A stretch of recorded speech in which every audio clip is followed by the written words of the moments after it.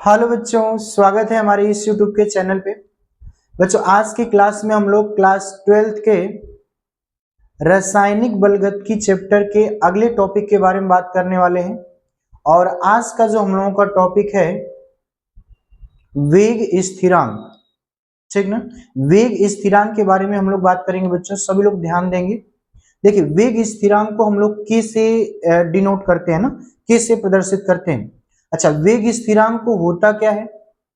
तो वेग स्थिरांक को हम लोग परिभाषित करते हैं कि यदि किसी रासायनिक अभिक्रिया, ठीक ना, यदि किसी रासायनिक अभिक्रिया में अभिकारक के सक्रिय द्रव्यमान, है ना, अभिकारक के सक्रिय द्रव्यमान एकांक होते हैं, तो ऐसी अभिक्रिया के वेग को, ऐसी अभिक्रिया के वेग को ही वेग स्थिरांक कहा जाता है।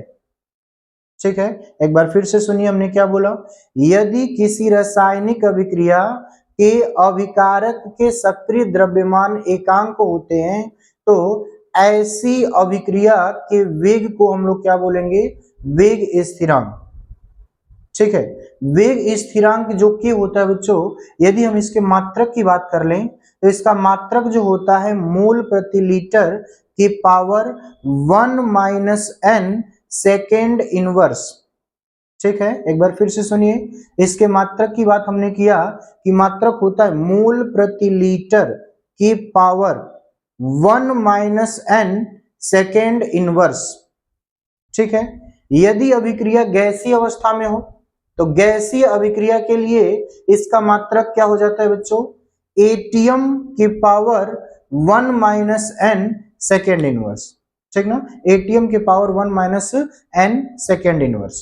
ठीक है, तो यहां पे ध्यान देने वाली बात है बच्चों की यदि हम लोग यन की बात करें तो इसमें यन क्या होता है? तो यन होता है x + y। ठीक है, और यदि हम लोग x + y की बात करें बच्चों, तो x + y क्या होता है आप देख लीजिएगा।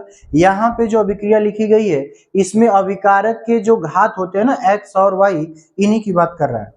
ठीक ना, देख लीजिए एक बार फिर से सभी लोग। यदि किसी रासायनिक अभिक्रिया में अभिकारक के सक्रिय द्रव्यमान एकांक होते हैं, तो ऐसी अभिक्रिया के वेग को वेग स्थिरांक कहते हैं या वेग स्थिरांक कहलाता है। इसके मात्रक की बात कर ले बच्चों, तो मात्रक होता है मोल प्रति लीटर के पावर 1 - n सेकेंड इनवर्स। और गैसीय अभिक्रिया के लिए के का मात्रक क्या हो जाएगा? एटीएम के पावर 1 - n सेकेंड इनवर्स, है ना, एटीएम के पावर 1 - n सेकेंड इनवर्स। ठीक ना, यही चीज हम लोगों ने पढ़ा था अभी। अच्छा, यहाँ पे हमने क्या बोला कि n बराबर क्या होता है? x + y। ठीक ना, तो x + y क्या है? तो यहाँ पे देख लीजिए, जो अभिकारक है उन्हीं के घात की संख्या है। ठीक ना, देखिए बच्चों, अभिक्रिया है a + b और ये उत्पाद बना रहे हैं, कोई प्रोडक्ट बना रहे हैं। ठीक ना, अभिकारक क्या है? a और b। तो अभिक्रिया की दर हम लोग लिखना जानते हैं, पिछली वीडियो में लिखे थे, R = k, a का पावर x, b का पावर y। तो ये x और y मान आए कहां से बच्चों? तो ये प्रायोगिक मान है, हमने आपको कई बार बताया है। ये प्रयोग द्वारा सिद्ध करके जो मान निकाले जाते हैं प्रायोगिक मान होते हैं, है ना। गुलबर्ग और बागे ने अपने सिद्धांत द्रव्य क्रियानुपाती के नियम में, है ना, सैद्धांतिक मान दे दिया था। और सैद्धांतिक मान जो होता है वो प्रयोग से कुछ अलग ही होता है। तो प्रयोग द्वारा जो निकाला गया मान था वो क्या था? x और y, हम लोग उसको मान लेते हैं। ठीक है, तो यहाँ पे जरा ध्यान दीजिएगा, यदि कह रहा है कि अभिकारक का सक्रिय द्रव्यमान a और b का सक्रिय द्रव्यमान कितना हो? 1 के बराबर हो, एकांक हो, तो उस कंडीशन में अभिक्रिया का जो वेग होता है वही उसका वेग स्थिरांक कहलाता है। वही तो परिभाषा में हम लोग देखें कि अभिक्रिया का जो वेग होगा वही उसका वेग स्थिरांक कहलाएगा, यानी R = क्या होगा? K होगा। ठीक है, तो ये बच्चों हम लोगों ने पढ़ा वेग स्थिरांक। यहाँ पे देखिए लिखा गया एक अभिक्रिया है जिसके वेग स्थिरांक का मात्रक हम लोग निकालते हैं। देखिएगा, N2 + 3H2, आगे लिखा गया 2NH3, गैसीय अवस्था में अभिक्रिया है। तो यहाँ पे अभिक्रिया का वेग लिखेंगे तो क्या लिखेंगे? R = K, N2 का सक्रिय द्रव्यमान का पावर 1, H2 के सक्रिय द्रव्यमान का पावर 3। तो K का मात्रक यानी वेग स्थिरांक का मात्रक क्या हो जाएगा? वे अभिक्रिया गैसीय अवस्था में है ना, अभिक्रिया यदि गैसीय अवस्था में है तो हम लोग फार्मूला लगाएंगे एटीएम के पावर 1 - n सेकेंड इनवर्स। और एटीएम के पावर 1 माइनस एन की वैल्यू कहां से आ जाएगी, तो यहाँ पे देखो ऐसे लिखा होगा, तो इसमें ये x की वैल्यू है, ये y की वैल्यू है, तो 3 और 1 कितना हो जाएगा 4, तो 1 माइनस 4 करेंगे, यानी एटीएम के पावर 1 माइनस 4 सेकेंड इनवर्स हो जाएगा। और एटीएम के पावर 1 माइनस 4 का मतलब क्या हो जाएगा, एटीएम के पावर माइनस 3 सेकेंड इनवर्स। बात समझ में आया, ये इसका मात्रक होता है। इस तरह से हम लोग मात्रक निकालते हैं। किसका मात्रक निकालते हैं बच्चों, वेग स्थिरांक, ठीक ना। आगे हम लोग बात करते हैं, देखिएगा वेग स्थिरांक के लक्षण की बात करेंगे। वेग स्थिरांक के लक्षण क्या होते हैं, ठीक ना। तो देखिए पहला पॉइंट, किसी अभिक्रिया के वेग का मान बढ़ाने पर, यदि हम किसी अभिक्रिया के वेग का मान बढ़ाते हैं, किसका मान बढ़ाते हैं, अभिक्रिया के वेग का मान बढ़ाते हैं, तो अभिक्रिया के वेग स्थिरांक का मान भी क्या होगा, बढ़ेगा, ठीक है। वेग का मान बढ़ाने पर, अभिक्रिया के वेग का मान बढ़ाने पर उसके वेग स्थिरांक का मान भी बढ़ता है। क्यों बढ़ता है बच्चों, क्योंकि हम लोग जानते हैं R इजकल टू क्या होता है, K, यानी अभिक्रिया का वेग बढ़ेगा तो उसका वेग स्थिरांक भी बढ़ेगा। अभिक्रिया का वेग उसके वेग स्थिरांक के समानुपाती होता है। बात समझ में आ रहा है, तो जैसे जैसे अभिक्रिया का वेग बढ़ेगा वैसे वैसे उसका वेग स्थिरांक भी क्या होगा, बढ़ेगा। दूसरे पॉइंट की बात करते हैं, निश्चित ताप पर, ठीक ना। अभिक्रिया अगर हम लोग निश्चित ताप पर देखें तो अभिक्रिया का जो वेग स्थिरांक होता है वो स्थिर होता है। यदि ताप का मान आपने कांस्टेंट रखा है तो अभिक्रिया का वेग स्थिरांक में कोई परिवर्तन नहीं होगा, वेग स्थिरांक एक निश्चित बिंदु पर स्थिर होगा।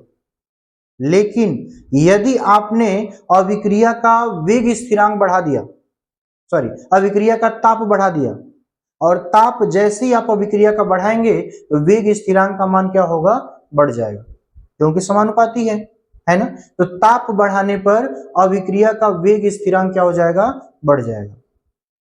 बात समझ में आ रही है, ठीक ना। तो जैसे जैसे आप किसी रासायनिक अभिक्रिया का ताप बढ़ाएंगे वैसे वैसे उसका वेग स्थिरांक का मान भी क्या होगा, बढ़ जाएगा, ठीक ना। अगला पॉइंट की बात करते हैं बच्चों, अगला क्या है, वेग स्थिरांक के मात्रक की बात करते हैं। अभी हम लोगों ने देखा है, वेग स्थिरांक के मात्रक की बात कर लें तो इसका फार्मूला होता है मोल प्रति लीटर के power 1 minus n second inverse, या फिर एटीएम के power 1 minus n second inverse, ठीक ना। मोल प्रति लीटर के power 1 minus n second inverse या एटीएम के power 1 minus n second inverse, ठीक ना।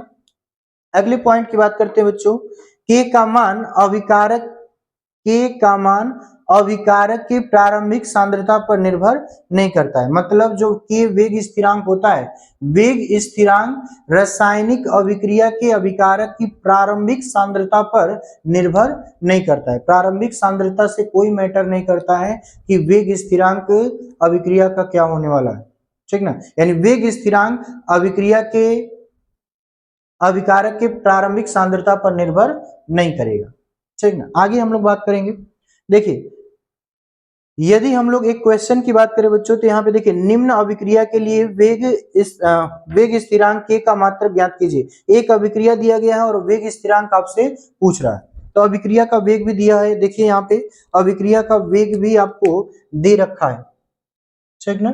देखिए अभिक्रिया है 2NO, आगे ये N2O नाइट्रस ऑक्साइड बना रहा है और ऑक्सीजन गैस यहाँ से बाहर निकल रही है। तो अभिक्रिया का वेग जो दे रखा है बच्चों, R इजकल टू के NO, है ना, NO नाइट्रिक ऑक्साइड का पावर कितना दिया हुआ है, 2, ठीक ना। तो यहाँ से x प्लस वाई के जगह पे हम लोग क्या रखेंगे, 2, या x प्लस वाई न कह के n कह दें तो n के जगह पे हम लोग क्या लिखेंगे, 2 लिखेंगे। देखिए वेग स्थिरांक के का मात्रक का फार्मूला मोल प्रति लीटर का power 1 minus n second inverse होता है। क्या होता है बच्चों, मोल प्रति लीटर के power 1 minus n second inverse. तो अब जरा देखिए n की वैल्यू कितनी है, 2 है, तो हम लोग क्या लिखेंगे, k का मात्रक यानी वेग स्थिरांक का मात्रक क्या हो जाएगा, मोल प्रति लीटर के पावर 1 माइनस एन के जगह कितना लिख दिया हमने, 2, और ये हो जाएगा सेकेंड इनवर्स, ठीक ना, सेकेंड इनवर्स। अब देखिए वेग स्थिरांक का मात्रक मोल प्रति लीटर, बताइए